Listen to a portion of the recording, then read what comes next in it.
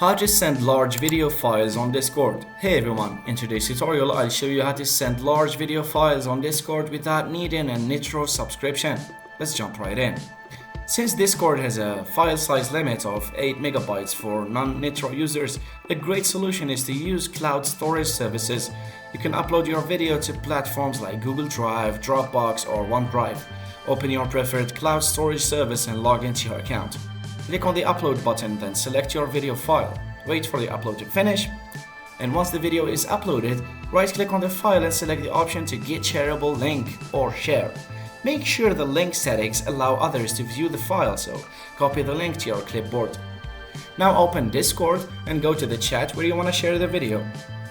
Paste this link that you just copied into the chat box and add any message that you want. Hit enter to send the message. It's also helpful to let your friends know that they need to click the link to view or download the video. This way they won't miss it. And that's it, you've successfully shared a large video file on Discord without needing Nitro. So if you found this tutorial helpful, please give it a thumbs up and subscribe for more tips. Thanks for watching.